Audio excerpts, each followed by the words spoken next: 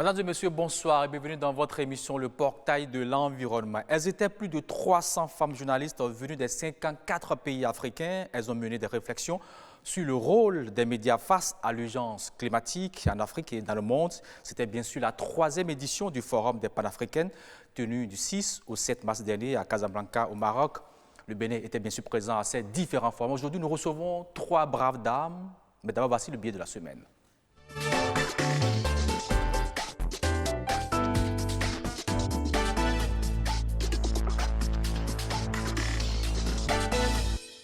La première édition a eu lieu en 2017. Elles étaient bien sûr présentes à ce forum. Voici le reportage pour plus de précision.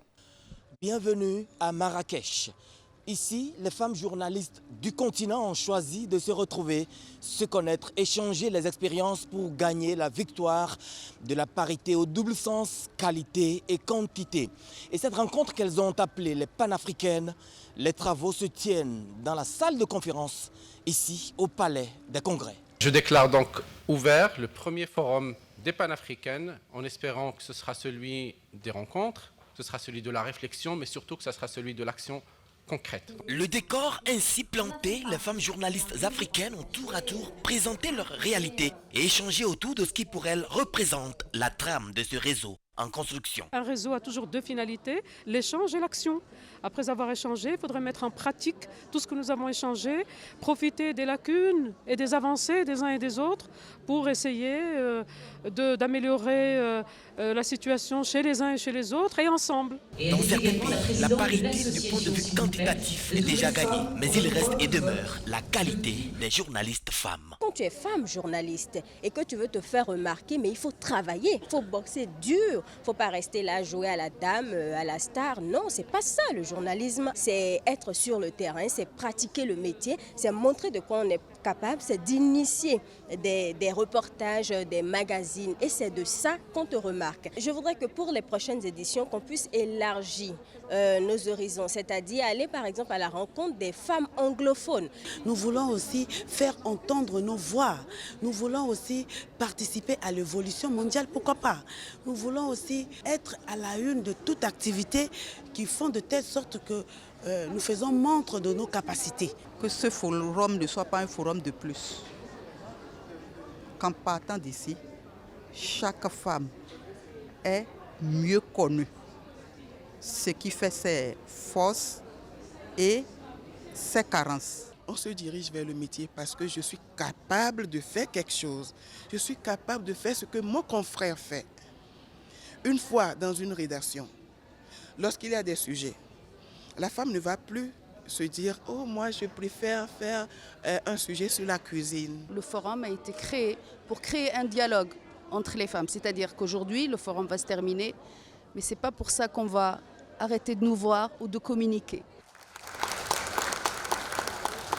Ce sommet, les panafricaines, vient à une époque où le Maroc déploie actuellement une politique diplomatique à l'endroit de toutes les organisations sous-régionales du continent. L'objectif pour l'État chérifien étant de contribuer à asseoir une Afrique prospère, unie et ouverte à tous les autres continents.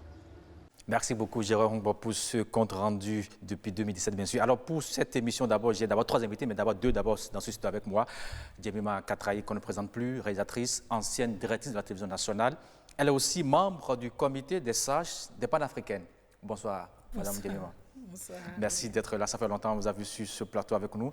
En face de vous, Ariane Da Silva, qu'on ne présente plus. Ariane, bonsoir. Bonsoir, William Apollinaire Tchoki. Vous êtes aussi journaliste à l'ERTB. Avec vous aussi, on va comprendre comment est-ce que ça a démarré cette rencontre. Je commence d'abord par la DTV, Madame Djemima Katraye. Alors, dis-nous, comment est venue cette idée de créer ce forum des panafricaines? En fait, l'idée de créer le forum des panafricaines, on se dit salut et bonsoir. Bonsoir, je suis très honorée d'être sur ce plateau parce que c'est le plateau, le portail de l'environnement. Et puis, je me souviens très bien comment on a rêvé de ce projet porteur de vie. Nous ne sommes pas restés à regarder la réalité, mais nous sommes accrochés à la vérité parce que la vérité, c'est la vie.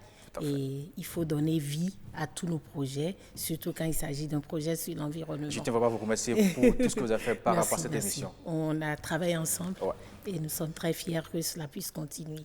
Et donc, pour les panafricaines, l'idée est partie du groupe 2M, 2M qui est un groupe de presse du Maroc. Et donc, ce groupe a eu l'idée de porter un projet qui a été défendu par la radio 2M, la radio de ce groupe, et le comité de parité, parce qu'il y a un comité de parité au niveau du groupe 2M au Maroc qui se bat pour que les questions de genre soient mieux respectées, et notamment le positionnement des femmes dans le milieu des médias. Tu sais très bien que ce n'est pas évident pour une femme d'exercer ce métier qui est pratiquement un sacerdoce, qui vous demande beaucoup de présence, beaucoup de disponibilité et surtout vous met en contact avec des personnes de diverses opinions, de divers horizons. Ce n'est pas toujours évident pour une femme, déjà dans nos sociétés africaines et de par le monde, d'exercer ce métier. Donc c'est ce comité qui a porté le projet et qui l'a mise en œuvre et a voulu l'ouvrir à l'Afrique pour que ce ne soit pas seulement une histoire marocaine, c'est devenu une histoire panafricaine, d'où est parti le nom de notre forum. Ça se trouve être le premier réseau des femmes journalistes du continent. C'est-à-dire que par le passé, il n'y a pas eu des rencontres du genre où des femmes journalistes se rencontraient, discutaient de Bien sûr, il y a eu beaucoup de tentatives par le passé, sur le plan local, sur le plan continental. Mais chaque fois, il faut faire un pas de plus. Il ne faut pas s'arrêter à ceux qui existent, parce qu'il y en a qui ont existé et qui n'ont pas forcément marché, ou alors qui se sont éteintes, ces associations, au fil des années, parce que celles qui portaient ces associations sont parties du métier pour une raison ou une autre, et la relève n'a pas été évidemment efficace. Moi, j'en ai vu des associations de femmes sur le plan local, sur le plan continental évoluer. Mais là, déjà le nom que porte cette association est révélateur de ce que nous voulons porter définitivement et nous battre pour ce fait que nous sommes des Africaines et que nous sommes des panafricaines. Nous voulons vraiment lutter pour la cause de l'Afrique. Nous voulons redorer l'image de l'Afrique. Nous voulons plus seulement que ce soit cette Afrique dont l'information, dont la culture est portée par d'autres personnes. Oui, pas d'autres personnes, parce que ce que nous vivons aujourd'hui, c'est que ça se fait de l'extérieur vers l'Afrique.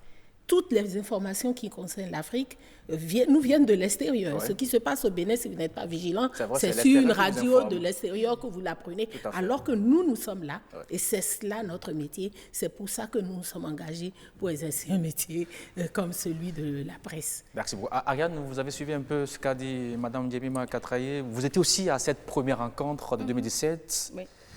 Est-ce que vous avez pu tirer quelque chose au cours de cette rencontre? Déjà, vous me replongez dans de très beaux souvenirs, parce que en temps, j'ai oublié ces images et tout, mais là, je revois des personnes que je n'ai jamais, enfin plus jamais revues, etc., etc. Donc, je pense quand même qu'elle a dit l'essentiel. L'idée est partie de là, effectivement. L'autre chose aussi, c'est que beaucoup de rencontres s'organisent sur notre continent, en Europe, un peu partout, où on invite des journalistes. Donc, en fait, c'était une occasion d'échanger. Sur des sujets qui nous sont communs en réalité en Afrique. Donc l'idée du réseau est partie de là et je pense que ça n'a pas été inutile parce que vous savez, à l'issue des travaux de cette première édition, il y a eu une charte des panafricaines, une charte dans laquelle on a énuméré pas mal de choses, des propositions de solutions à des problèmes que les femmes journalistes rencontrent par exemple dans les médias africains, etc. etc. Je vais vous énumérer quelques exemples. Oui, alors, les panafricaines recommandent par exemple de garantir la parité des genres et la lutte contre la discrimination dans les organes de presse. Ce qui n'est pas souvent évident. Ce qui n'est pas souvent évident. Ouais. Les panafricaines recommandent de mettre en place des mesures de protection pour les femmes journalistes. Elles ont aussi proposé de créer un numéro vert international, par exemple, pour dénoncer tout acte de harcèlement voilà, en milieu de travail. Elle propose de promouvoir l'accès aux instances de décision dans les médias, d'assurer l'égalité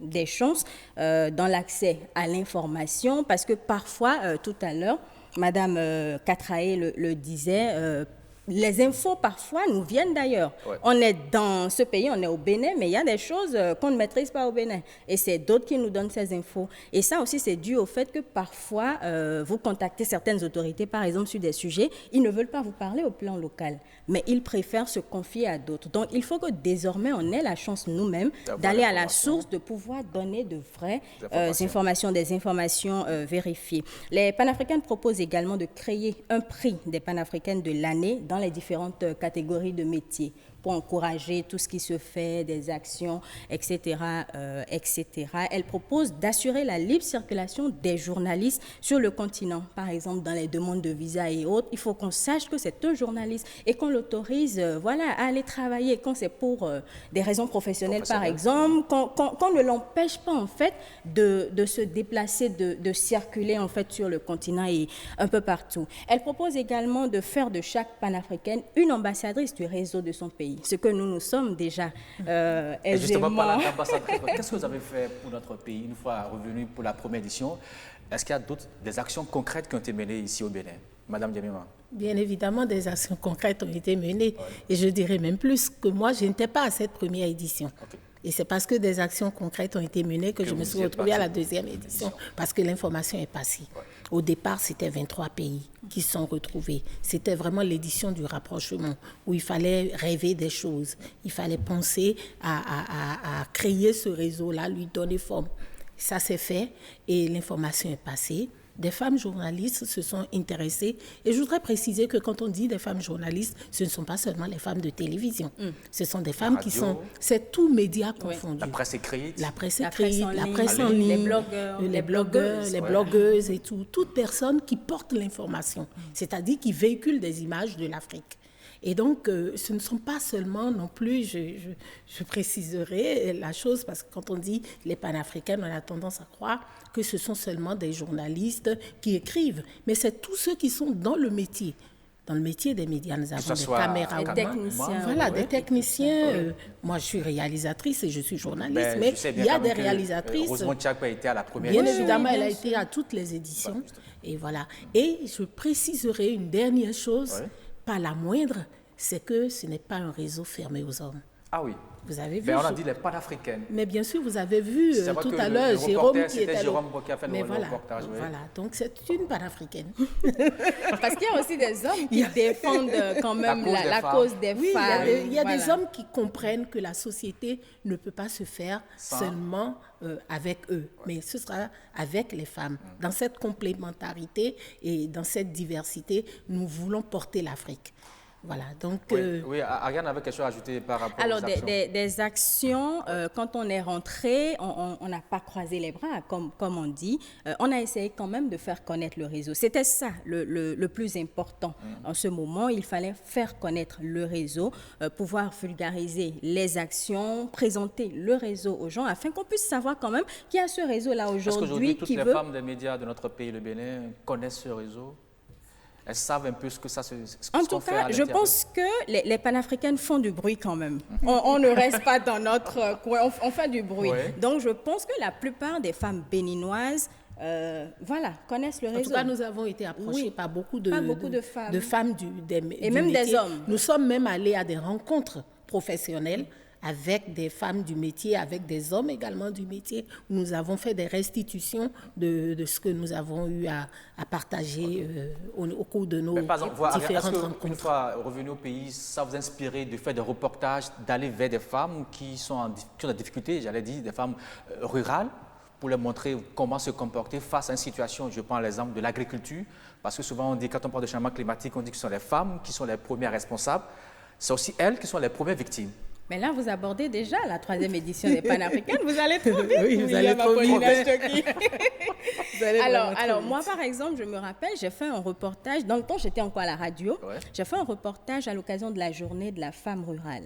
Un reportage sur des femmes rurales qui ont partagé un peu avec nous leur expérience de la vie en communauté, comment les choses se passent et tout. L'injustice, en fait, dont elles sont victimes et tout. On a pris des spécialistes qui ont analysé, qui ont apporté des solutions. Donc je pense que c'est de petits trucs comme ça que nous faisons qui permettent quand même d'impacter, que tout le monde soit au même niveau d'information, que tout le monde puisse savoir, bon, dans cette situation, voilà ce que nous pouvons faire, voilà ce qui est l'idéal, etc., etc. Mais comme je dis, les panafricaines, elles font du bruit. Donc voilà. Oui, madame. En fait, l'objectif de la première édition, c'était d'abord de créer le pont entre les professionnels de cette zone africaine que nous sommes. Une fois que le pont est créé, il faudrait que chaque professionnel puisse retrouver sa place dans le métier, dans la société. Ouais. C'est-à-dire savoir que le fait d'être une femme exerçant ce métier n'est pas un handicap, mais bien au contraire, avec cette sensibilité, cette particularité dont dispose naturellement la femme, nous devrions également prendre la parole. La femme, au cœur de la famille, constitue également une éducatrice, celle qui porte la voix. Et vous savez que le rôle des médias, c'est d'informer, d'éduquer, de distraire.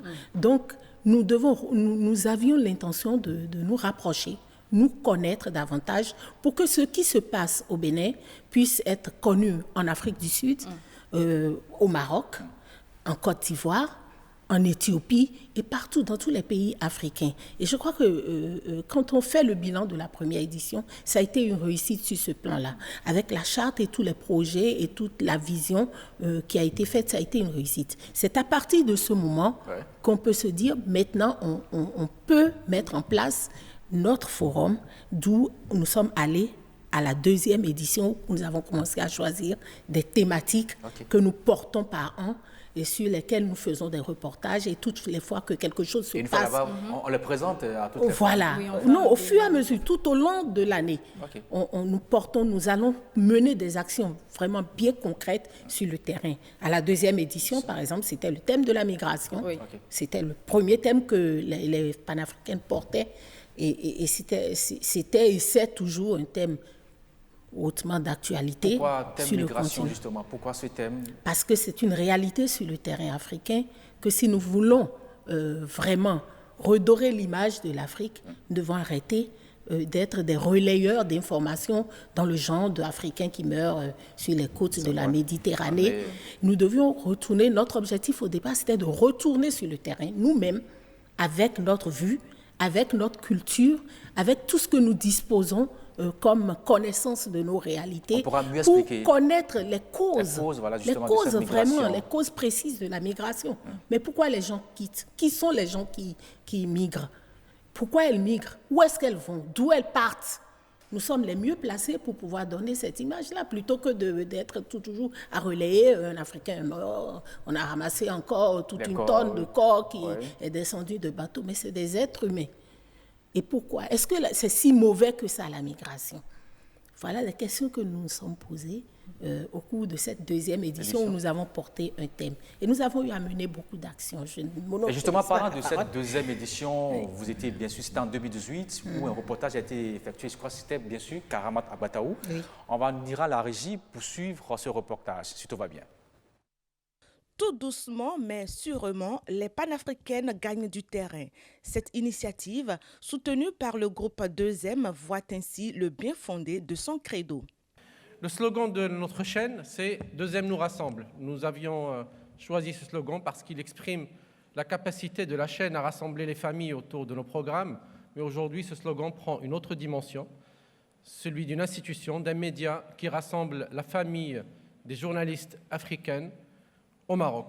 Rassemblées, oui, mais les panafricaines, dans leur plan d'action, se serrent les coudes pour définitivement bannir cette image négative du migrant africain. La migration africaine est d'abord intra-africaine. 4 migrants africains sur 5 restent sur le continent. Donc c'est un phénomène historique qui s'est développé, mais nous sommes d'abord face à un phénomène strictement africain, fondamentalement africain, contrairement à une idée qui est développée par certains médias du Nord, comme si tout le continent africain voulait envahir l'Europe. Il est important de préciser que sur l'aspect économique, le migrant représente une plus-value non négligeable. Rares sont les politiques à reconnaître que l'immigration a contribué à 42% de la croissance de la population en Amérique du Nord, par exemple, entre 2000 et 2015. L'heure est aux actions urgentes. Il faut que chaque pays africain accepte de devenir une terre de destination, pas simplement de départ ou de transit. Donc il faut une politique nationale au niveau de chaque pays africain, une politique conforme aux droits de l'homme pour accueillir les immigrés. Deuxièmement, il faut accélérer les politiques qui sont en train d'être mises en place au niveau des communautés économiques régionales. Il y a de bonnes choses qui sont en train de développer avec difficulté, mais il y a, disons, le fait de réduire les visas, de permettre la circulation et la mobilité des Africains. Et il faut agir au niveau de l'Afrique. Il ne reste qu'aux panafricaines elles-mêmes de passer à l'action. Nous devons occuper notre place, aborder ces questions-là, fouiller, faire des enquêtes, aller jusqu'au tréfonds de ce qui se passe sur notre continent et ne plus laisser de l'espace à la digression, à d'autres personnes qui viennent passer 2-3 jours sans vraiment savoir ce qui se passe sur le continent pour en parler et arrêter également, nous devons arrêter de porter ces informations qui ne nous ressemblent pas. Des travaux en atelier ont démarré avec pour contenu différents contours de la problématique sur la migration. Des activités qui déboucheront sur une feuille de route les mois prochains. À part le thème de migration, est-ce qu'il y avait d'autres thématiques développées au cours de cette deuxième édition du Forum des panafricaines? Vous savez, dans la migration, il y a beaucoup d'aspects. Oui, lesquels par exemple? Il y a par exemple, on a parlé de femmes, de migration d'enfants, de migration de façon générale, des conséquences sur la famille, des conséquences sur le continent, etc. etc. Donc, en réalité, le thème, il est vaste. Il est vaste. Et l'objectif derrière, c'est de montrer quand même un peu, comme Mme Katraé le disait, c'est de montrer aussi que le migrant, quelque part, il a des droits. Ce n'est pas une personne dont on doit bafouer en réalité les droits. Il a des droits, c'est un humain comme nous, et nous devons prendre conscience en fait que c'est un humain. Et elle a dit tout à l'heure dans son reportage, le migrant, c'est aussi une plus-value à l'économie. Il peut migrer, par exemple, un pays et développer, je ne sais pas, des atouts, travailler dans un domaine, apporter quelque chose, ou peut-être apporter sa culture là-bas, des choses que les autres ne maîtrisaient pas. Lui, il peut les apporter et les développer. Donc, c'est quelque part un plus. Il ne faut pas qu'on voit uniquement le côté négatif de la migration, mais aussi le côté positif. Le brassage, le brassage et tout. Et je tiens aussi à dire que par rapport à cette thématique, la deuxième édition, c'était vraiment l'année de l'action. Parce que pour faire un petit bilan, on a quand même eu près de 1000 reportages, plateaux de télévision et autres. Alors que pour cette deuxième édition, on n'était que 200 femmes journalistes au Maroc. Donc vous imaginez, vous voyez un peu l'ampleur, l'impact en réalité qu'on a eu sur 1000 reportages, plateaux et tout ce que vous voulez, radio comme télé, presse écrite, presse en ligne et tout ce que vous voulez. Donc ça permet aux gens quand même de mieux comprendre la thématique, de mieux prendre conscience de certaines réalités qu'on ne connaissait pas forcément. D'abord une lecture de la chose, parce que tout le temps c'est une lecture noire qu'on a de la migration. Oui, Madame Jemima, vous avez quelque chose? Deux autres aspects, pour ne pas dire même trois, qui ont été abordés sur cette question de la migration. C'est que contrairement à ce que nous véhiculons par procuration comme image de l'Afrique, c'est que la migration se fait également à l'intérieur d'un pays. Tout à fait. On a tendance à appeler ça les odes et tout ça, mais également sur le continent. Il y a beaucoup de Béninois qui migrent de chez eux, qui vont au Sénégal, qui vont en Afrique du Sud, et pareil, il y a beaucoup de Sénégalais qui migrent et qui viennent également. Par ailleurs, il existe également des causes vraiment sérieuses. Ce n'est pas fortement par fantaisie que les gens quittent leur pays. Des fois, c'est la sécheresse, pour en revenir au portail de l'environnement. Des fois, c'est pour des raisons climatiques que les gens migrent. Sans compter les questions économiques et tout ça qu'il faut, mais c'est pour des raisons climatiques, parce que dans tel pays, les réalités naturelles ou alors le fait de l'homme ne favorise pas l'épanouissement. Les gens quittent leur pays pour aller s'installer dans d'autres pays. Et il faut dire également que de la première édition à la deuxième édition, comme elle le disait tout à l'heure, pour en venir à cette troisième question, c'est que le nombre de médias qui se sont ralliés à la cause panafricaine a pratiquement doublé. De 23, nous sommes arrivés à 54. Et par nos actions, au cours de cette période, sur les questions de migration, nous avons impacté pratiquement tous les pays africains, les 54 pays africains. Nous avons même eu une journée où sur la presse africaine, nous avons été présentes 24 heures. C'est quelle journée justement? À l'occasion, c'était en février dernier, à l'occasion de la journée mondiale de la radio. Okay. La radio nationale a relayé des émissions, des interviews de personnalités sur les questions de la migration toute la journée. Mais je dis 24 heures, ce n'est pas seulement quand le soleil s'est levé, mais c'est du lever du soleil jusqu'au coucher du soleil, et 24 heures. Et il en a été ainsi dans tous les pays francophones. Et nous avons proposé au Bénin ici, je crois presque 3 ou 5 interviews d'artistes, de personnalités sur cette question. Ce sont des actions vraiment concrètes. Et ces actions concrètes partent du fait que quand nous nous retrouvons, nous participons à des ateliers où ces différentes thématiques sont abordées, où nous sommes formés, où nous échangeons sur les questions par rapport à ce que nous connaissons et nous découvrons également ce qui se passe dans les autres pays. Tout cela nous permet de capitaliser et d'avoir des informations, mais surtout d'avoir notre carnet d'adresses de professionnels qui nous ouvrent sur les carnets d'adresses des experts. Il y a un creuset au plan national? Le creuset existe sur le plan national. Et chaque fois vous travaillez? Oui. Et sur le plan international également, nous avons un site web qui découle, qui existe déjà. Nous avons un forum WhatsApp. Nous sommes présents également sur des réseaux sociaux comme Twitter, Facebook et tout. WhatsApp, et nous remarquons même que des personnes nous contactent par ce biais-là, et nous participons à des émissions sur de grands médias.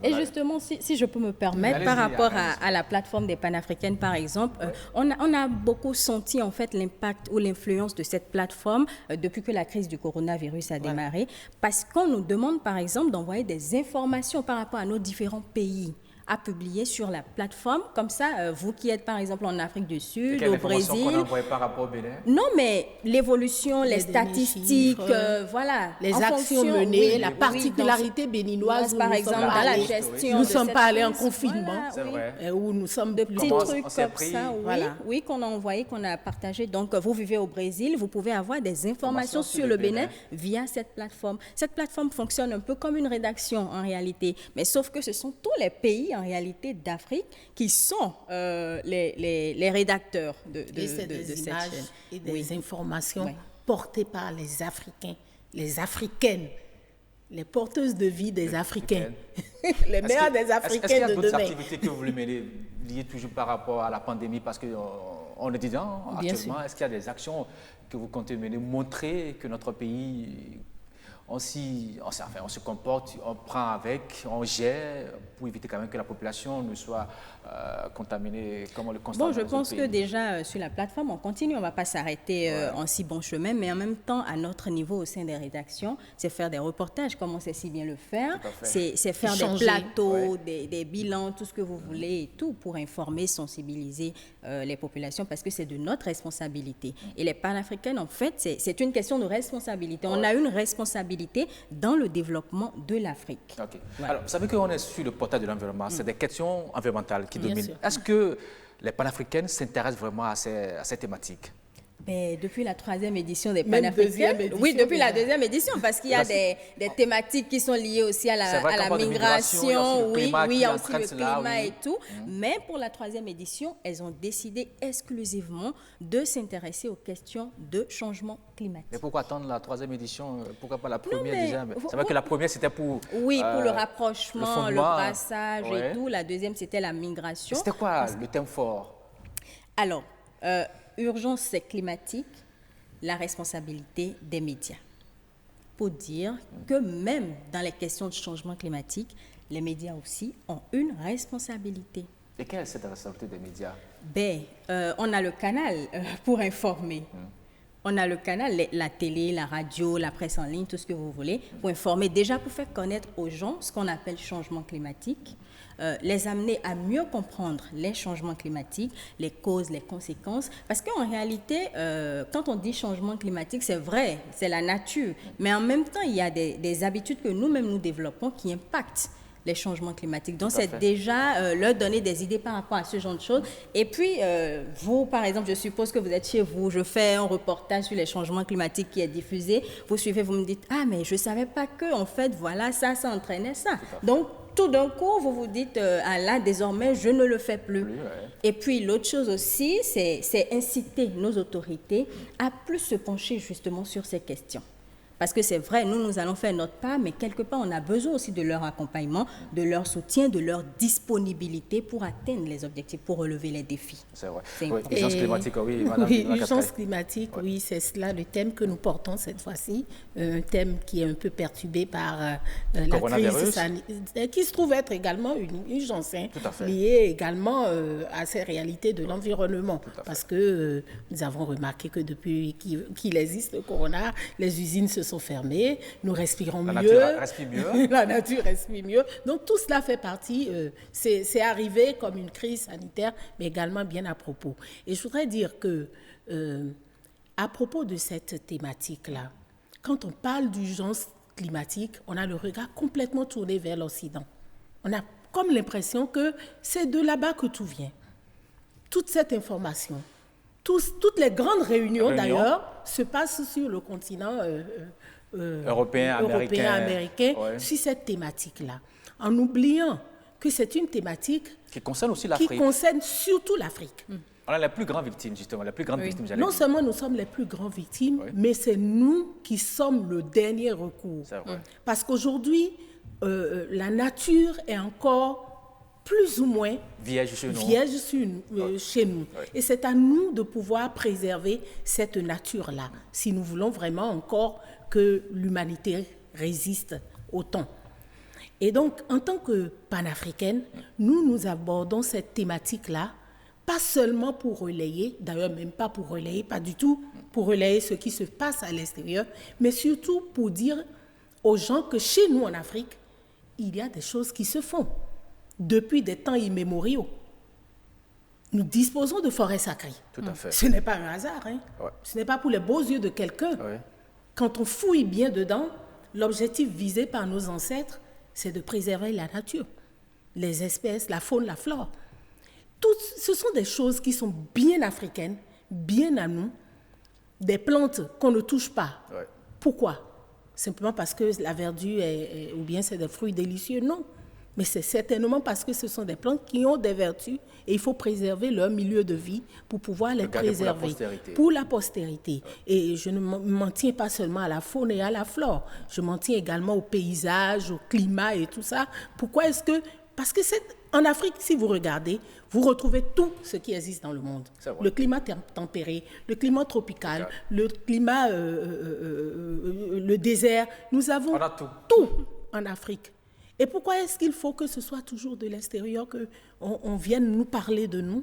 Nous, panafricains, nous voulons, cette fois-ci, après avoir exploré la thématique des médias, des migrations, nous sommes rendus compte que c'est pour la plupart dû aux questions climatiques.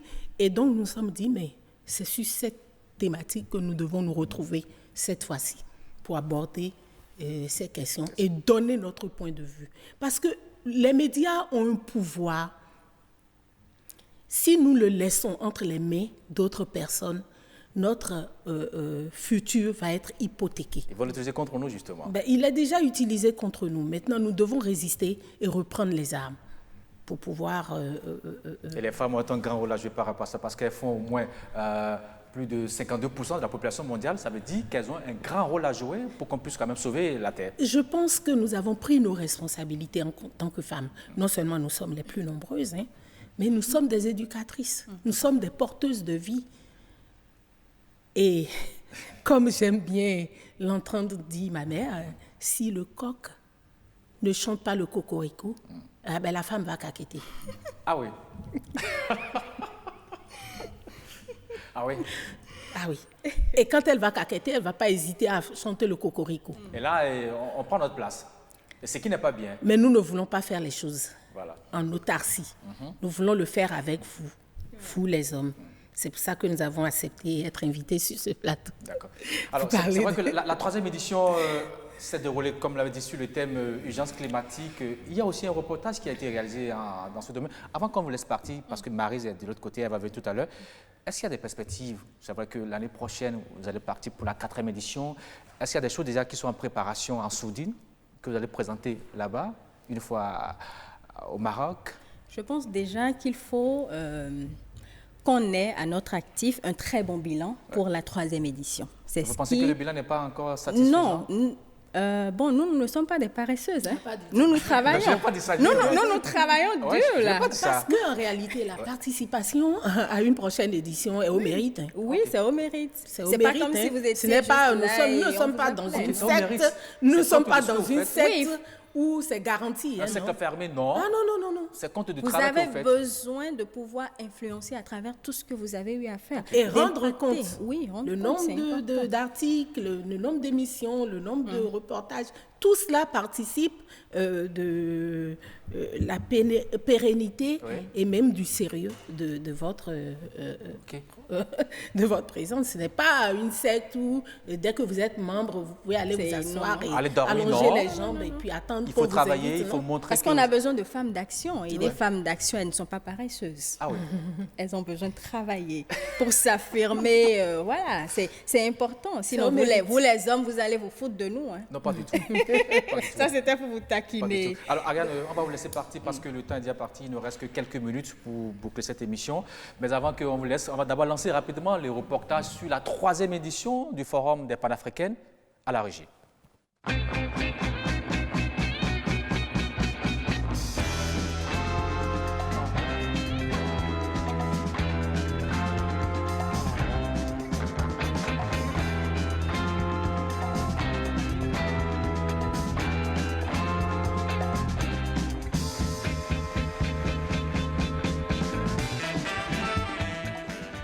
C'est un sujet d'actualité majeure. Le climat et son impact direct sur notre continent. On est le moins pollueur, on l'entend beaucoup, mais nous sommes celui qui en subit et va encore en subir les plus graves conséquences.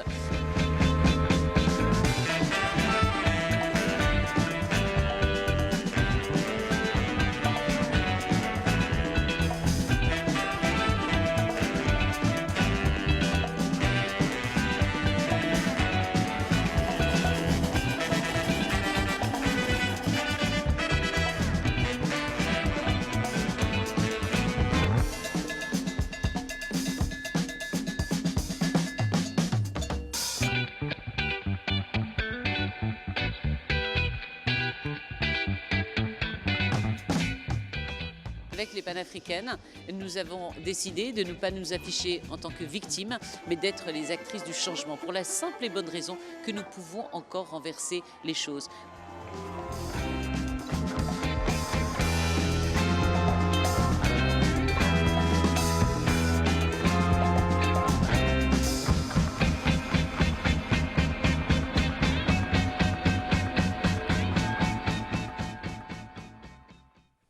Merci à l'équipe technique de la régie. C'est vrai qu'entre-temps, Maryse Assobadjo nous a rejoint dans ce studio. Bonjour Maryse. Bonsoir Maryse. Bonsoir M. Choki. Merci d'être là. Vous êtes aussi membre du Forum des Panafricaines. Vous étiez à la 3e édition de cette rencontre.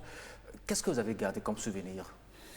Merci M. Choki. Effectivement, j'ai intégré la grande famille des Panafricaines cette année. Et je vais répondre à votre question déjà en commençant par le thème qui a été développé au cours de cette édition. Ouais. Il s'agit des questions climatiques, des questions de changement climatique. Et vous savez, cette préoccupation est un défi pour les États du monde depuis bien des décennies, aussi historique que d'actualité. Ouais. La question des changements climatiques préoccupe les États. Et en parler pour les panafricaines, ce n'est pas un luxe, ouais. C'est un impératif au regard des dégâts que subit le continent africain. Et donc c'est à ce titre que cette année, l'accent a été mis sur les changements climatiques. Et vous savez, les peuples africains sont de véritables victimes des excès de l'homme sur l'environnement. Et le continent en paye lourdement le prix. Surtout le continent africain. Ah oui, lourdement le prix. Et je me rappelle, selon les données que nous avons eues au cours de cette rencontre, on a pu comprendre que l'Afrique, qui ne produit que moins de 4% des gaz à effet de serre. Voilà, est malheureusement la première victime de ce fléau des changements climatiques. Et malheureusement encore, 7 sur les 10 pays du continent africain, 7 des 10 pays du continent africain, je vais dire les 10 pays les plus touchés par les changements climatiques. Oui, on retrouve 7 en Afrique. En Afrique, il s'agit notamment du Soudan du Sud, du Tchad, du Nigeria, de la Sierra Leone, de la Centrafrique, et j'en passe. Ouais. C'est vraiment un problème qui touche notre continent. Je crois que pour cette 3e édition, il y avait un thème qui a été développé. Rien n'était bien sûr sur ce reportage. C'est par rapport à la station d'épuration. C'est vrai, ici au Bénin, on est en train de construire 2. On ira à la régie pour suivre cet élément si tout va bien. Médiouna est une commune située à 17 km de Casablanca. Pendant plusieurs années, son environnement a connu une forte dégradation avec la croissance démographique et le développement des activités industrielles. Pour trouver une solution à ce problème, la station d'épuration des eaux usées a été construite dans la commune. Dans les steppes, on ne récolte pas que les eaux domestiques, on récolte aussi les eaux industrielles. Et dans les eaux industrielles, il y a quand même des risques qu'il y ait des métaux lourds ou des produits polluants. Et c'est là où il faut qu'on pousse le traitement beaucoup plus loin. Par exemple, c'est le cas de Médiouna. Les eaux qu'on reçoit ici, le 1/3, c'est à peu près des eaux industrielles. Parce qu'il y a beaucoup de lavage de jeans, beaucoup d'industries qui rejettent des effluents. Il faut que le traitement soit suffisamment poussé pour que cette eau soit réutilisable. La construction de cette station d'épuration des eaux usées porte déjà ses fruits avec l'espace expérimental d'agriculture, un laboratoire à ciel ouvert pour l'agriculture urbaine et biologique. Chez nous, les précipitations sont de plus en plus rares. Donc ça veut dire si on n'arrose pas, on ne produit pas. Donc du coup, cette eau-là, si elle est mise à disposition et que les agriculteurs sont convaincus de l'utiliser et après avoir fait toutes les études scientifiques qu'il faut pour s'assurer qu'il n'y a pas de risque de contamination ni de pollution, etc., chose qu'on a commencé à faire et qui ont montré qu'il n'y a pas ce risque-là. Donc ça veut dire que les agriculteurs, ils peuvent produire localement, donc déjà pour la commune de Médiouna, ils peuvent espérer être autonomes avec cette eau-là pour tout ce qui est production. On a essayé de ratisser très large et comme ça, on donne une grande diversité aux agriculteurs, à chacun de choisir les plantes qu'il veut utiliser et produire dans son terrain.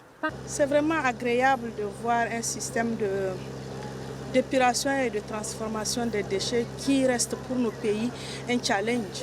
Parce que nous produisons assez, nous ne savons pas où déverser nos ordures, surtout dans mon pays, je veux dire le Niger. En découvrant ce jardin potager, c'est vrai qu'au moment de la conférence, je me disais, est-ce que ça ne comporterait pas de danger pour les populations à utiliser des eaux usées, produire quelque chose que nous allons consommer. Mais ce que je viens de découvrir me rassure. Une chose que j'ai retenue, c'est que dans cette station à la fois d'expérimentation et d'épuration, on a mis un point d'honneur sur la non-utilisation des engrais chimiques. Après une matinée d'échange avec ces experts, les femmes journalistes ont ensuite visité le siège de 2M, le groupe de presse marocain initiateur du forum Les Panafricaines. Merci à Ariane Da Silva pour ce compte rendu par rapport à cette station d'épuration visitée bien sûr au Maroc. Alors Madame Djebima Katraï, vous avez vu aussi cet élément. Sur nous aussi au Bénin, on produit beaucoup d'eau usée, mais on ne sait pas comment gérer cette eau usée. Et c'est un problème pour l'environnement justement. C'est vrai, c'est un problème pour l'environnement, mais c'est déjà un pas. Ouais. Parce que quand nous sommes allés à Médiouna, nous étions des 54 pays, il faut préciser que de 23 pays, nous sommes passés à 54 pays, ouais. De 100 panafricaines au départ, nous sommes à 300 panafricaines. Et toute cette foule-là d'Africains venus de tous les horizons de l'Afrique, il y en avait qui n'avaient jamais vu une station d'épuration pareille. Donc, quelque part, nous n'étions pas trop dépaysés en tant que Béninois parce que nous en disposons. C'est vrai, on en dispose. De deux. Oui, deux, oui. Mais il nous reste encore à gagner en expérience pour pouvoir passer à ce stade-là qui est le second stade d'expérimentation, de transformer l'espace en une zone laboratoire où on utilise les eaux usées pour pouvoir arroser des plantes, redonner vie à même des variétés de plantes qui sont en disparition et tout ça. Donc, c'est une expérience que nous gagnerons à faire également ici. Et c'est d'ailleurs pour cette raison que nous sommes revenus avec des reportages sur cette question-là. OK. Oui, Marie, vous avez aussi vu cet élément. Vous étiez là, vous avez vu vraiment, ça vous a beaucoup touché, cette expérience marocaine? Oui, évidemment, cette expérience et cette sortie m'a beaucoup édifiée. Et personnellement, je dirais que la visite sur ce site situé au sud de Casablanca m'a permis de toucher du doigt certaines réalités, de voir comment les technologies mises en œuvre peuvent aider à préserver notre environnement. Voilà. Et cela vise à préserver les ressources en eau à travers la réutilisation des eaux usées pour l'agriculture. Et nous savons désormais qu'avec les eaux usées, on peut traiter les eaux usées et les réutiliser, on peut les valoriser. C'est comme l'a dit Lavoisier, rien ne se perd, rien ne se crée, tout se transforme. Tout se transforme, évidemment, effectivement. Alors, on est déjà vers la fin de cette émission. Madame Diema Katraye, des conseils certainement pour d'autres femmes des médias dans notre pays qui ne connaissent pas encore bien sûr ce creuset et que vous comptez impacter pour d'autres aventures aussi plus belles, pourquoi pas? Bien sûr. En fait, la devise des panafricaines, c'est seul, on va vite, mais ensemble, on va plus loin. Ah oui, seul, on va vite, mais ensemble, on va plus loin. Voilà. Ça, c'est vrai. Donc, et puis, c'est un cru de la sagesse africaine, en réalité. Nous ne sommes pas les auteurs de cette phrase-là, de cette sagesse-là. C'est un cru de la sagesse africaine. Et donc, plus nous serons de fous, parce qu'il y a des hommes et des femmes aussi, et c'est l'expression bien consacrée, ben mieux nous serons. Voilà, nous pourrons gagner pour cette cause-là. L'Afrique a besoin de toutes ses mains, des mains masculines et des mains féminines, de l'intelligence de tous les horizons d'Afrique pour pouvoir reprendre sa place. Parce que nous ne sommes pas des moindres dans le débat universel. Et nous portons des valeurs encore. Il existe encore, c'est encore chez nous que ces valeurs-là existent. Et je puis vous dire que même cette crise du corona a handicapé beaucoup de personnes qui couraient et qui venaient en tant que touristes sur le continent s'abreuver à notre source. Si les gens peuvent venir s'abreuver à notre source avec autant de fougue, ça veut dire que nous devons prendre nos responsabilités. Plutôt que ce soit de vils individus fouineurs et racketteurs de touristes qui travaillent avec eux, qui les reçoivent et qui les réceptionnent pour pouvoir en faire leur proie, il faudrait que les médias reprennent leur place. Et c'est cela que nous avons décidé de faire en tant que panafricaine. Cette troisième édition a été vraiment l'édition qui montre que ce n'est plus seulement un rêve, ce n'est plus seulement un idéal, ce n'est plus seulement des femmes qui se retrouvent, mais c'est tout ce qui a comme, force africaine que nous portons et nous représentons tous les Africains pour la cause de l'Afrique. Donc après la thématique de la migration, vient maintenant la thématique de l'urgence climatique, la thématique porteur de vie, au cours de laquelle nous avons abordé toutes les questions. Nous avions eu 7 ateliers au cours desquels nous avons abordé toutes les questions liées au climat, au changement climatique, à l'environnement, la gestion des déchets, la gestion des eaux usées, l'énergie, les villes, tout ce que ça peut donner comme déchets et qui empêche...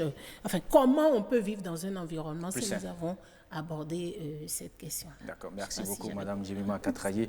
Je rappelle, j'allais dire que vous êtes réalisatrice, ancienne directrice de la télévision nationale, membre du comité des sages des panafricaines. Je ne sais pas, peut-être que pour la 4e édition, vous avez certainement une idée du thème qui sera développé? C'est trop tôt. D'accord. C'est trop tôt pour parler du thème qui sera développé. Marisa, parce que nous sommes en plein dans ce thème-ci et c'est déjà suffisamment... Il faut creuser et fouiller parce que c'est très vaste. Marisa, quelque chose à ajouter 10 secondes? Oui, si je dois ajouter quelque chose, c'est de dire que le thème de cette année confirme bien le rôle majeur que la presse a à jouer en ce qui concerne les solutions de lutte contre les changements climatiques. Et il est question alors pour nous d'agir vraiment pour trouver les solutions d'adaptation, des solutions de récupération des terres, des solutions en faveur de la sécurité alimentaire. Et en tant que femmes, je crois que nous sommes mieux portés, nous sommes mieux placés pour relever ce défi. Merci beaucoup à vous, Marisa Sobodjo. Je rappelle que vous êtes journaliste au quotidien La Nation. Vous êtes aussi membre du Forum des Panafricaines. Merci vraiment à DTV, Jemima Katraye, merci pour votre participation. Merci aussi à Ariane Da Silva, membre du Forum. Merci aussi à Rose Rosemond, même si elle a refusé de venir sur le plateau, elle est derrière la caméra. Elle est aussi membre de ce forum. Ce sera tout pour votre émission et bonsoir sur vous.